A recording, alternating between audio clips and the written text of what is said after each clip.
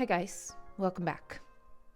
I don't know if you're aware of this, but before I came across the sector of the internet, which I loosely describe as the manosphere, I used to use the term red pill entirely differently. I would see it as more political and historical and social awareness, which only included feminism as part of an encompassing truth, as part of an encompassing panorama, let's say, meaning feminism being one issue of a whole range of issues which has led us to where we are today, not the main issue. Criticizing feminism, I will honestly admit, is a lot safer than criticizing many of the other things going on. For example, pointing at the attack on people of European descent, how there's an increasing attempt to make them a minority in their own nations. I'm not just speaking about the United States, by the way. Pointing out the issues of mass migration and how there are certain NGOs and some of certain religious affiliations which push mass migration into European nations in the interest of diversifying them. Talking in any way about the race question is a lot more controversial than criticizing and discussing feminism. Although I have dealt with the results and repercussions of feminism in a very close and personal way, which is why I feel the need to speak about it. Though I recognize there's a whole world out there beyond it. Not to mention certain factions which shall not be named that are embedded in both the left and the right that push all kinds of things to keep the population and the political and cultural discourse within a certain overtone window.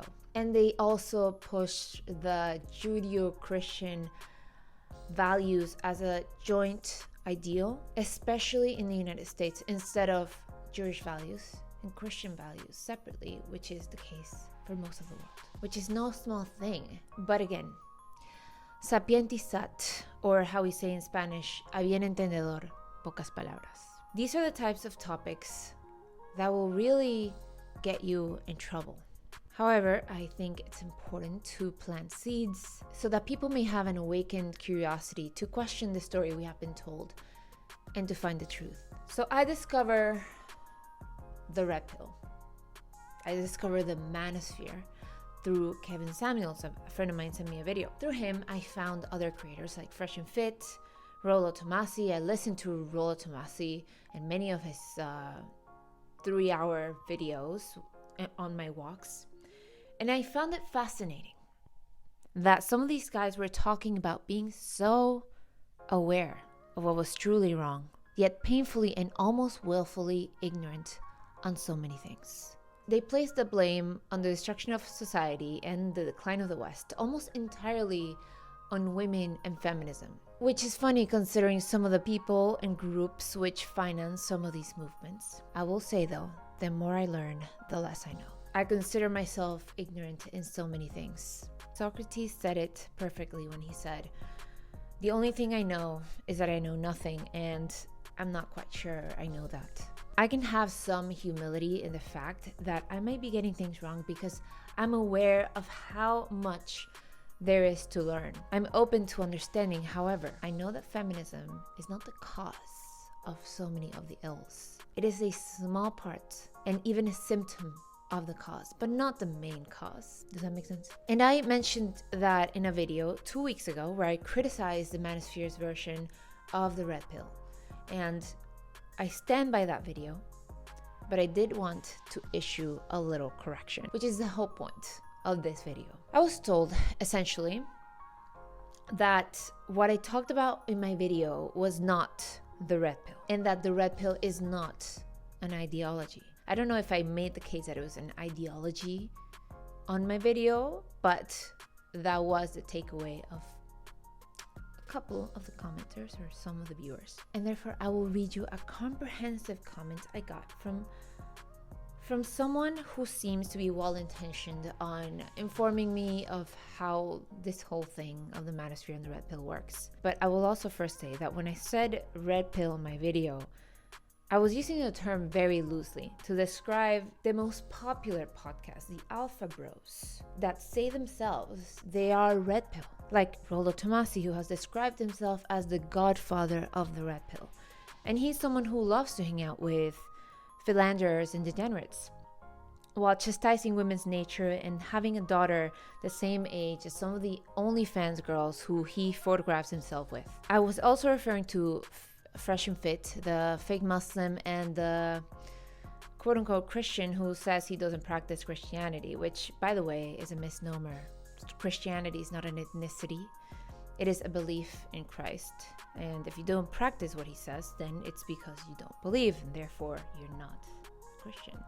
Perhaps he believes himself to be more of a cultural Christian, but I don't see that as the case either, based on his lifestyle. I'm praying for him, actually. I'm also talking about those who love flaunting their degeneracy and their material possessions on the internet, just like Justin Waller and Andrew Tate.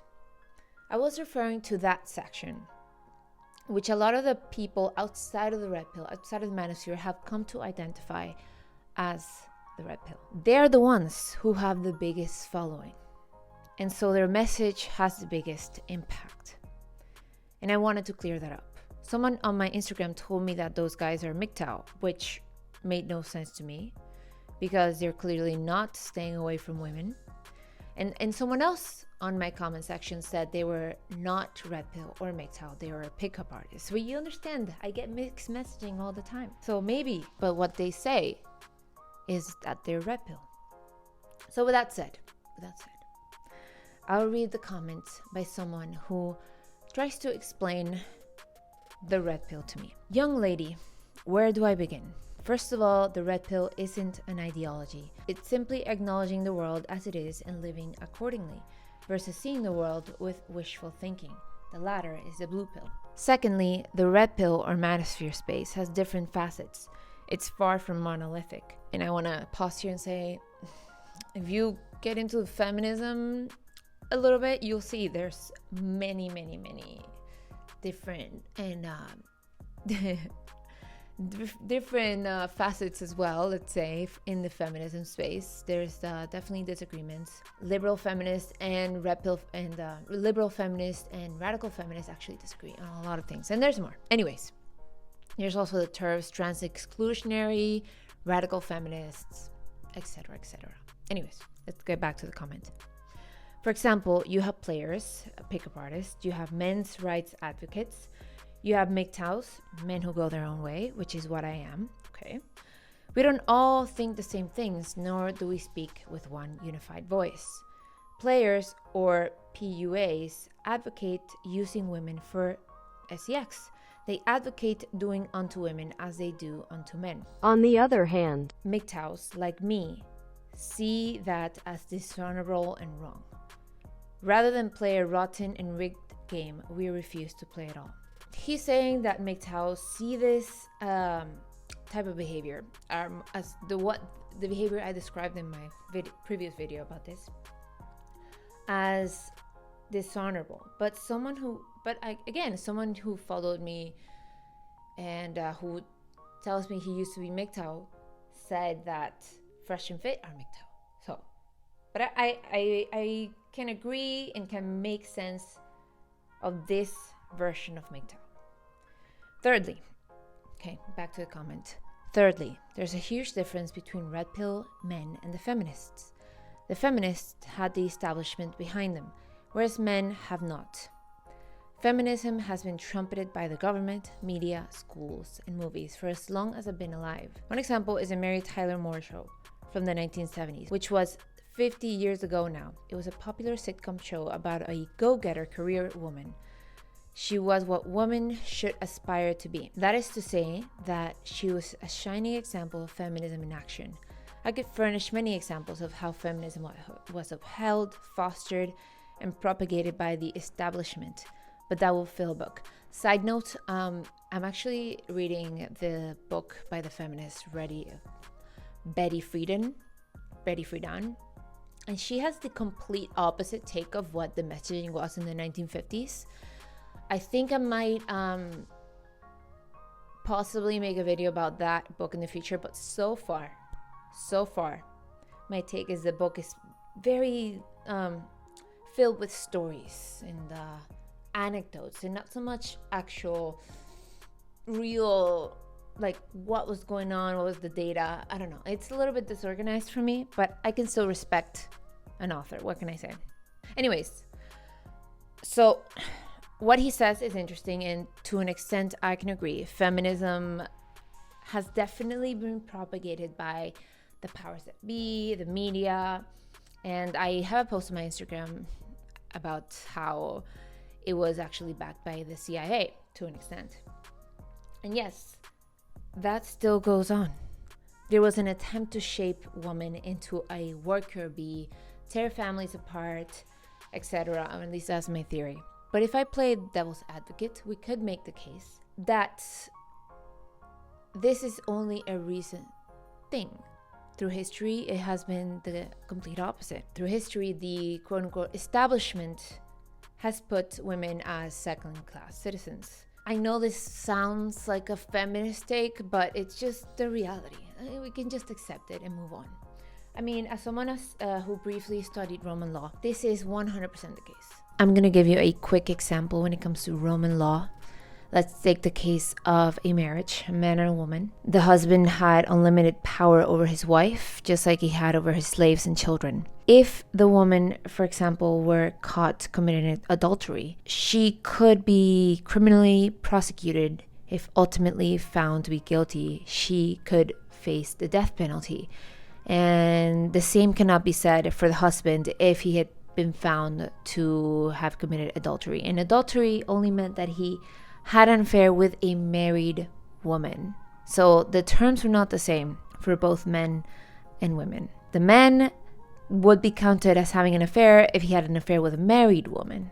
The woman would be counted as having an affair if she just had an affair with married or unmarried men. The husbands were also more believed. The wife was not allowed to prosecute the husband in court. Only her father, if he so wanted to, or her brothers or any family member on her behalf. There are many other asymmetries here, but I just wanted to give you that quick little information about how Roman law worked in this case.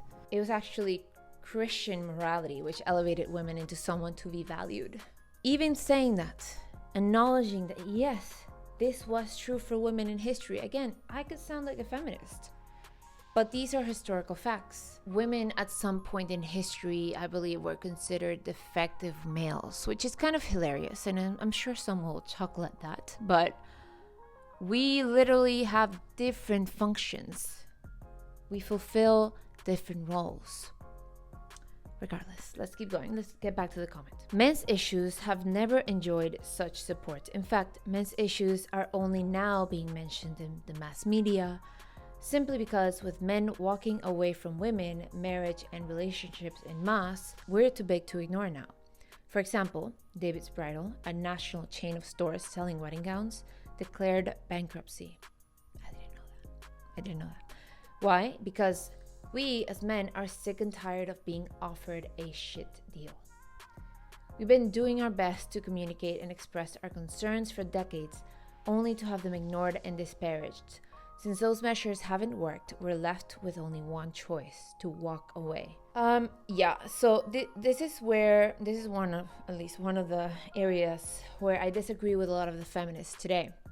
I disagree with them on a lot, but this thing about overcorrecting is something that really bothers me, and I've seen that in some of the supposed conservative women that follow me. Lately, I haven't really been considering myself a conservative, more of a reactionary, but that's beside the point. Some women today, a lot of women today recognize that in the past there have been wrongdoings against women, and so some of them want to punish men today for that. The men that have nothing to do with those wrongdoings. I mean, this is a basic thing you teach your child. Two wrongs don't make a right. And so they do this. They overcorrect and end up creating a perpetual cycle, a perpetual back and forth, a cycle of blame and bitterness. So, get back to the comment. Sorry for interrupting so much. I just have thoughts. Strange as it may seem, I agree with you that the war of the sexes is a result of a psyop. Thank you. I agree that it's an effort to do the following. 1. Weaken and destroy the nuclear and extended family. 2, minimize men, so we have no stake in society and thus nothing to fight for, meaning that would-be tyrants have less opposition to their nefarious designs. And 3, take down the nation, as a nation is only as strong as its families. Yes, agree 100%. With that in mind, men like me who know what's going on face a conundrum. Do we take a risk to marry, have a family, and risk losing everything in an effort to save the nation? Or do we do what's best for ourselves? Let me explain what I mean in economic terms.